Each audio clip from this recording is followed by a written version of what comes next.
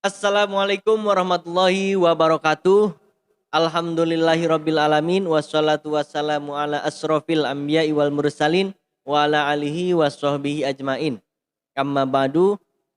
Semoga kawan-kawan sahabat-sahabat ASP TV selalu dalam lindungan Allah Subhanahu wa taala dan semoga kawan-kawan yang sedang menjalankan ibadah puasa selalu dalam lindungan Allah Subhanahu wa taala hingga kawan-kawan dapat menjalankan ibadah puasa 1 bulan full penuh. Pada kesempatan kali ini saya akan membahas sebuah kasus yang sedang viral, yaitu seorang korban begal yang dijadikan sebagai tersangka.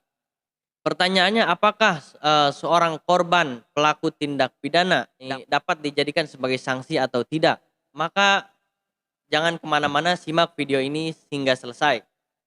Tetapi bagi kawan-kawan yang belum subscribe, untuk subscribe terlebih dahulu dan jangan lupa like, share, and comment agar kawan-kawan terus mengupdate pemaparan materi tentang edukasi tentang hukum di channel ASP TV.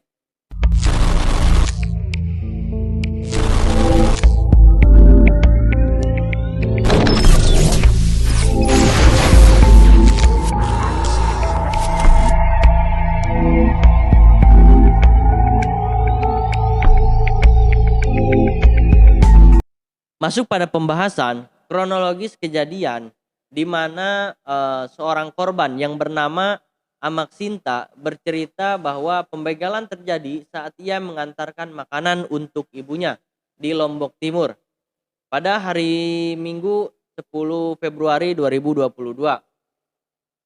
Ketika malam ia berangkat dari rumahnya di Praya di rumahnya di Praya ke rumah sang ibu. Namun saat melintas di jalan Desa Ganti, ia dibegal 4 orang yang membawa senjata tajam.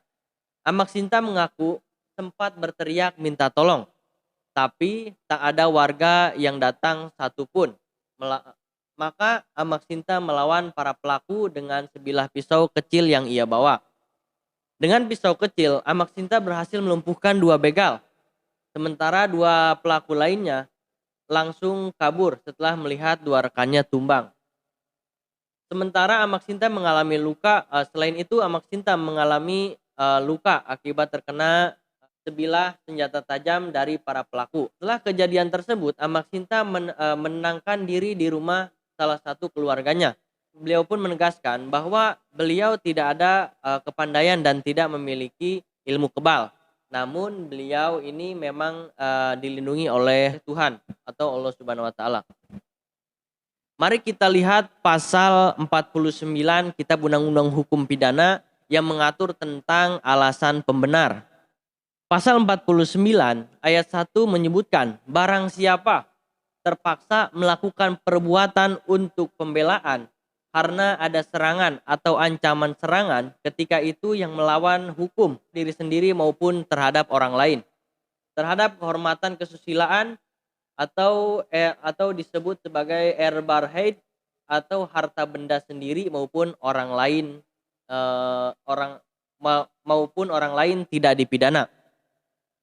Maka dalam pasal 49 ayat 1 ini sudah jelas ditegaskan bahwa seseorang yang melakukan pembelaan ketika adanya ancaman, ketika ada ancaman yang datang, entah itu mengancam harta benda ataupun mengancam nyawa, maka tidak dapat dipidana. Selain itu, ketika seseorang membela orang lain yang dalam keadaan ancaman, maka kita pun dapat membela orang tersebut. Maka kita dapat membela orang tersebut dan tidak dapat dipidana. Selain itu ditegaskan juga di dalam pasal 49 ayat 2 yang menyebutkan pembelaan terpaksa yang melampaui batas yang langsung disebabkan oleh kegoncangan jiwa karena serangan atau ancaman serangan itu tidak dipidana. Jadi kesimpulannya, jika kita melihat contoh kasus tadi di atas, ketika Amak Sinta melakukan pembelaan, di situ adanya goncangan jiwa yang hebat sehingga Amak Sinta panik akan ancaman terhadap nyawanya. sehingga Amak Sinta melukai pelaku begal hingga mati. Maka karena kegoncangan tersebut, Amak Sinta tidak dapat dipidana. Lain hal ketika Amak Sinta berhasil mengalahkan seorang begal, begal itu begal tersebut tidak lagi ingin melukai Amak Sinta, tetapi Amak Sinta tetap melukai si begal atau hingga Amak Sinta melakukan pembunuhan atau penganiayaan terhadap begal tersebut. Maka perbuatan itulah yang dapat dipidana atau Amak Sinta dapat dikenai sanksi pidana. Adapun batasan-batasan yang terkandung di dalam pasal 49 Kitab Undang-Undang Hukum Pidana. Batasan yang pertama, contohnya, misalnya seorang preman yang kalah duel dengan tangan kosong, hingga si preman menyerah minta ampun, tetapi si korban tetap memukul hingga preman itu luka-luka atau hingga mengakibatkan kematian. Maka walaupun seorang korban dapat dikenai sanksi karena telah melakukan tindak pidana. Contoh yang kedua yaitu seorang begal yang sudah ketangkap oleh warga tapi malah tetap dipukuli oleh salah seorang warga. Maka warga tersebut dapat dikenai sanksi pidana.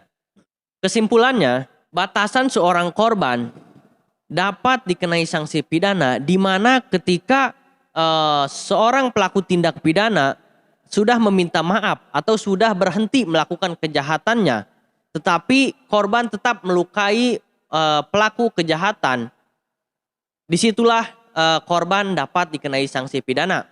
Maka jawabannya korban dapat dikenai sanksi pidana. Mungkin cukup sekian dari saya, kurang lebihnya mohon maaf. Wabillahi taufiq wal hidayah. Wassalamualaikum warahmatullahi wabarakatuh.